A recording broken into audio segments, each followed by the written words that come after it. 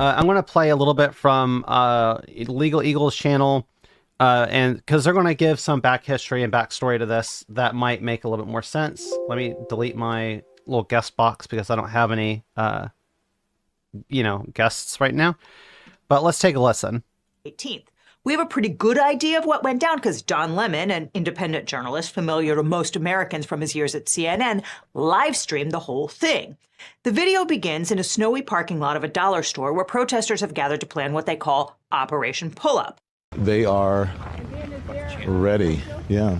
Lemon interviewed Nakima Levy Armstrong, a prominent civil rights activist, lawyer, and former head of the Minnesota chapter of the NAACP. You know, we protest and do activism in all kinds of ways.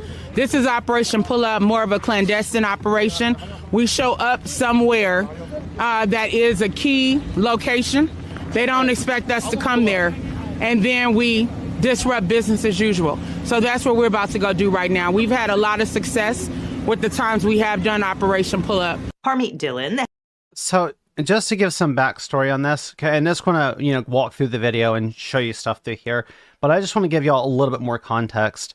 So Don Lemon showed up at a church protest because the pastor of this church was an ICE agent. So he's a pastor of a Christian church that's supposed to be talking about God and Jesus and love thy neighbor and all this stuff like that. And yet he's engaging, like actively working as an ICE agent during the time that ICE is committing murders and just rounding people up because of who they are. And obviously there's a lot of biblical stories you could pull to point out this hypocrisy. Stories that are kind of like the Good Samaritan. And if you read the kind of like Jesus' message in general, it very much seems like it would not support the type of behavior that ICE is doing. And this group, which is an activist group, met up at that Dollar General and decided they were going to go protest at this church. Don Lemon is not part of that protest. It's obvious that he's not part of the protest. He was just there to interview people as a reporter, as we'll see in just a moment. This is continuing on with what happened now. Head of the Civil Rights Division at the Justice Department says the protesters don't actually know what goes on in church because they're godless. In fact, Armstrong is an ordained minister. She explained that the group goes to homes of local officials and pressures them to take specific actions. It's an explicitly in-your-face form of activism, which many people criticize or find distasteful. But it's important to remember that the Constitution protects a lot of distasteful and unpleasant speech, like flag burning. Just because it's rude doesn't mean it's illegal. Lemon rode with the protesters and his producer to City's Church in St. Paul, a Southern Baptist congregation whose leadership includes Pastor David Easterwood. But that is not his day job. My name is David Easterwood. I'm the acting field office director for Enforcement and Removal Operations, ERO St. Paul. Easterwood is one of the top officials at Department of Homeland Security in charge of coordinating the ongoing immigration dragnet in Minnesota. And the protesters argue that those two positions, ICE agent and pastor, are in conflict. They claim that you cannot claim to serve God while simultaneously rounding up children and old people and unleashing violence on protesters. Right. So they go to the church, and while they're at the church, Lemon is interviewing basically the pastor here. So you can see Lemon is talking with this guy as a reporter. That's the hope of the world, is Jesus Christ. Armstrong connected the protest to... All right.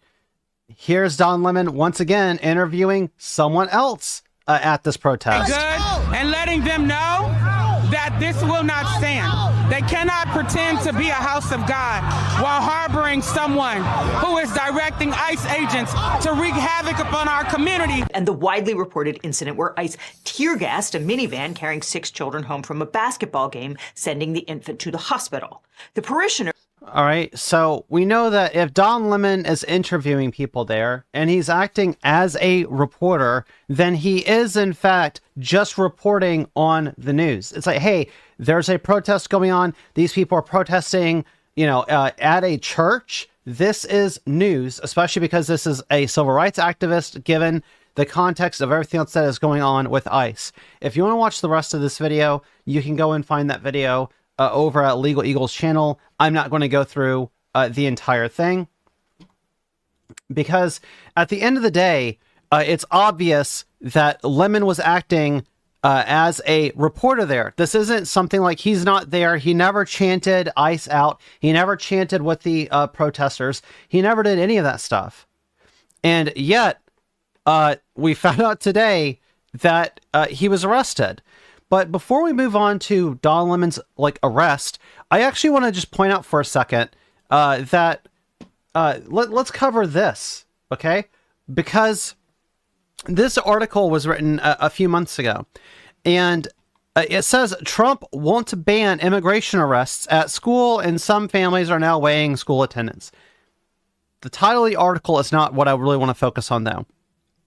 If we look down in the article, what we would find is that not only did they say that they could be able to go and take people from school, but the administration has already said that it'll allow federal agents to make arrests at schools, churches, and hospitals, which ends a policy that had been in effect since 2011 that essentially forbid ICE from going and collecting people from sensitive locations. Sensitive locations being, churches, schools, hospitals. So we are to believe that Don Lemon should be arrested and charged. They're trying to charge him under the FACE Act. I know they were also talking about trying to use some type of ruling, some anti-Ku Klux Klan law before that, was trying, aimed at making sure that Christians or religious people are not persecuted in their places of worship.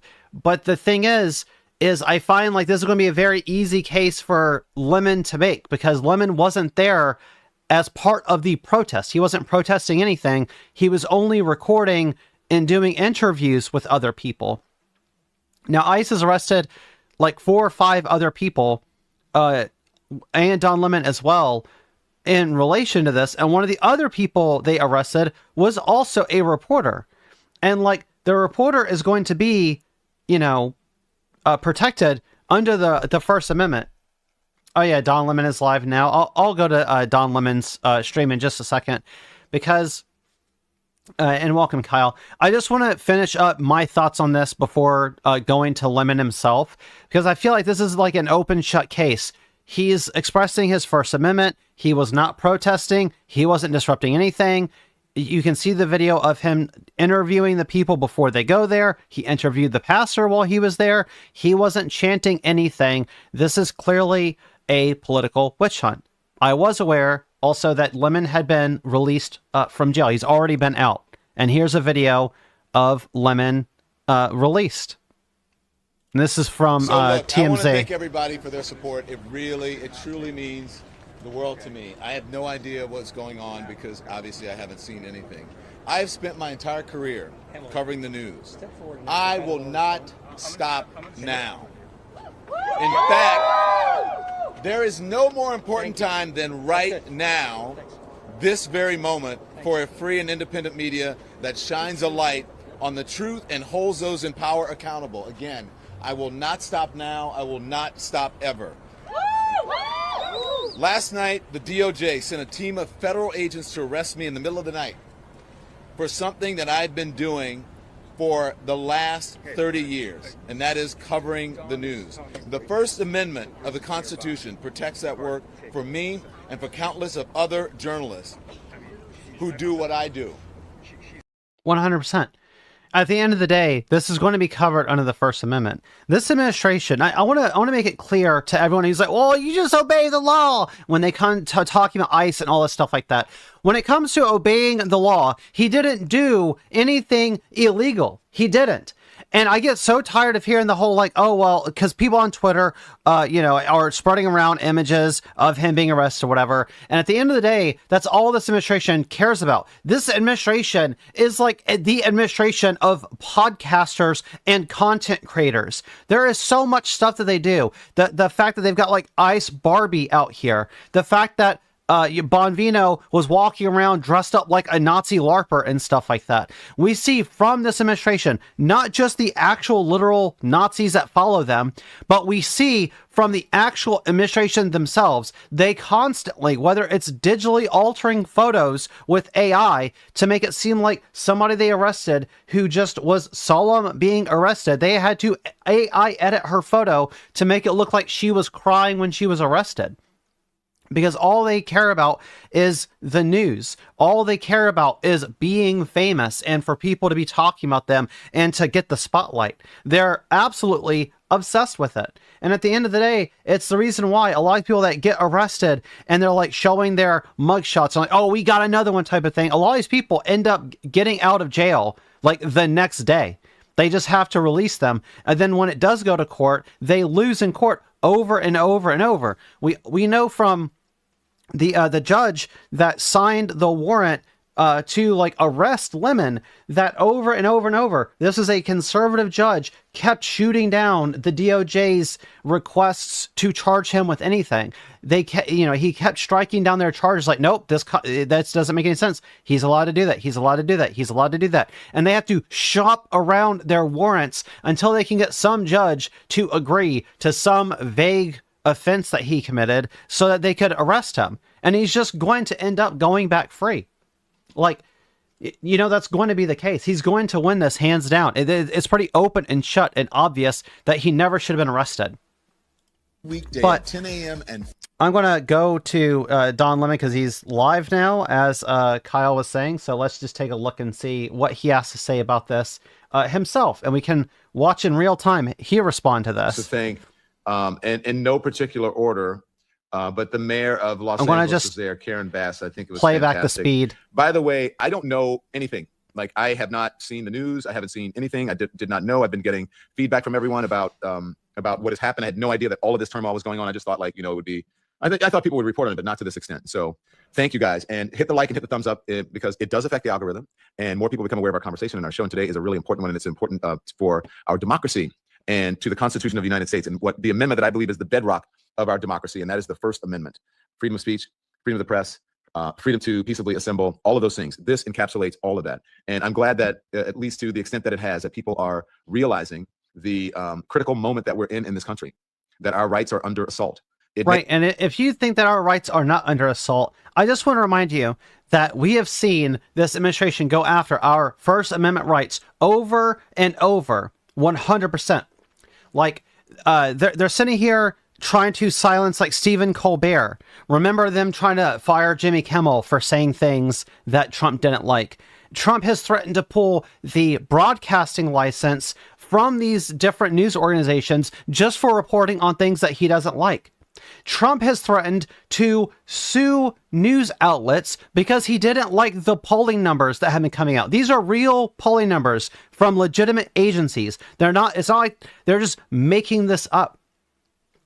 And we end up seeing something like this where now you have reporters that are being arrested for reporting the news.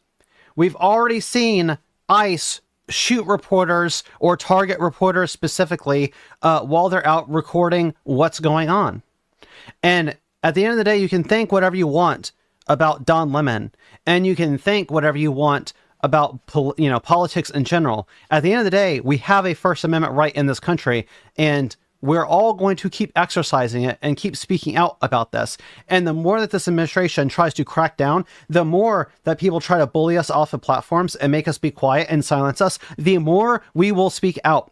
Every single time people come onto my stream and try and get me to shut down the stream, or they threaten me physically, or they threaten to dox me, all it does is make me want to produce even more videos. I don't care how often they say these things, how often they attempt to be harmful to us. I will continue speaking out about this because at the end of the day, we have these rights, and we're going to continue fighting back against this authoritarian that is trying to destroy the Constitution and wants to silence our free speech. It's just not going to happen. May have started with people having their due process rights violated on the streets, violently violated on the streets. But now they're trying to silence journalists. And I will not be silenced. And I think journalists should not be silenced. I think this is a very critical time for journalists in this country to stand up to this tyrannical administration. And look, journalists are going to be... So, Lisa Johnson in the chat, what do you have to say? Like, what is your point? What are you trying to get at? I genuinely want to know, since you're going to come on here and just type like some random garbage in the chat. Like, I don't think this person is going to have anything productive to say at all if they're going where I think they're going with this. But go ahead. Let us know how you really feel. I believe they can be the folks that save us. I actually believe that artists will be the people that save us as well. And that's why I'm here in Los Angeles, is to cover the artists who are exercising their freedom of expression rights and creating fantastic music. And so I'll explain to you in a moment what happened, because I was actually covering, I'd just been on the red carpet at the Black Music Collective. Yeah, it's just like a Bruce Springsteen song, like The Streets of Minnesota. Great song.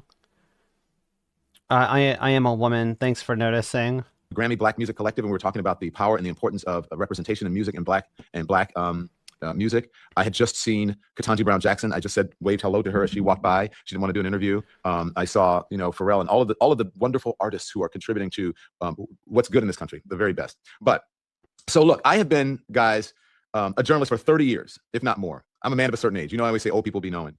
And the only job or profession that is protected in the Constitution, I believe, and the very First Amendment, is a job that I do. It's a job that I have, and so many journalists around the world. So this is a moment for journalists, I believe, around the world, and I am so grateful to everyone who has. Oh, you think it's insanity that I'm a woman? Are you the arbiter of like other people's existence?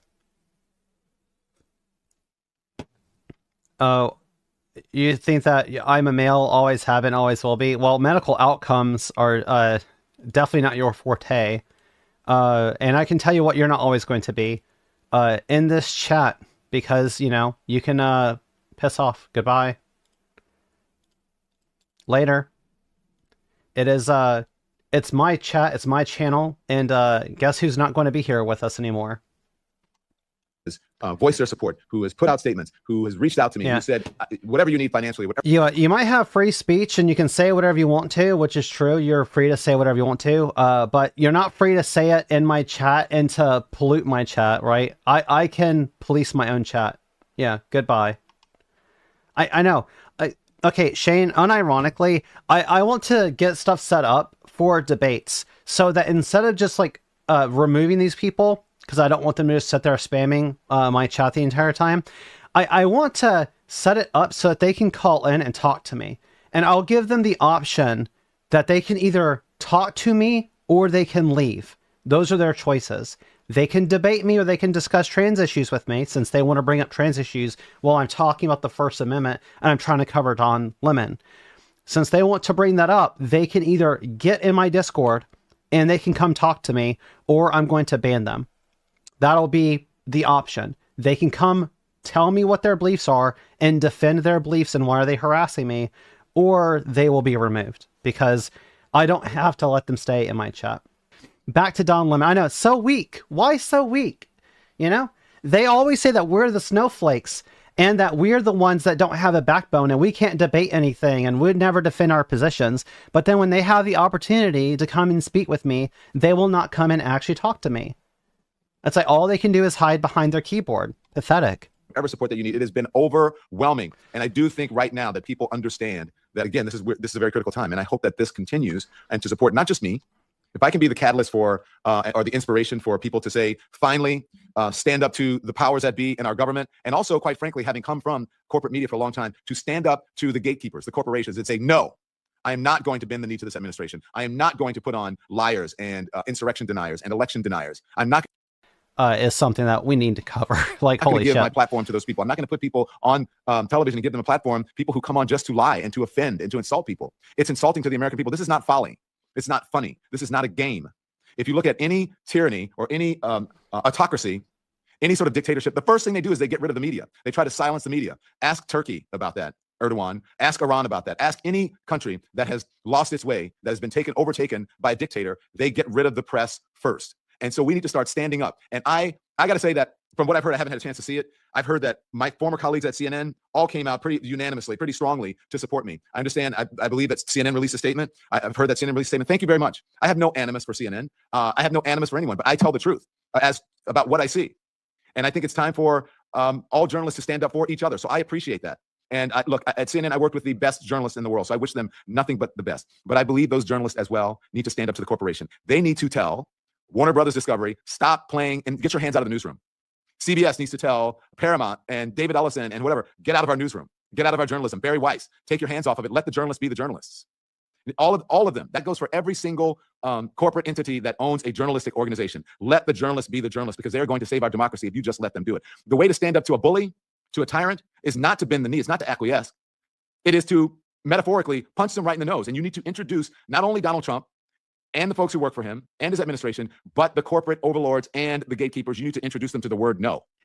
Yeah, because 100%, I don't know if y'all saw or not, but like Bibi Netanyahu was talking, like 4 or 5 months ago at like a streamer group that he was giving a speech to.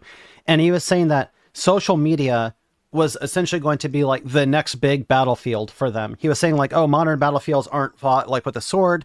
And so we need to adapt to things. And he was specifically calling out the purchase of TikTok and saying that they need to, stay on top of that. And they need to make sure that essentially their allies acquire all these different social media sites. That's what they want to do. They want to make it so that you cannot speak out about ICE, that you cannot tell the truth about what was going on in Israel, that anytime you start telling the truth about Donald Trump and what's going on, and like the Epstein files, for instance, they came out today. A lot of that stuff is still redacted, illegally redacted, but it's still redacted. So we need to talk about this.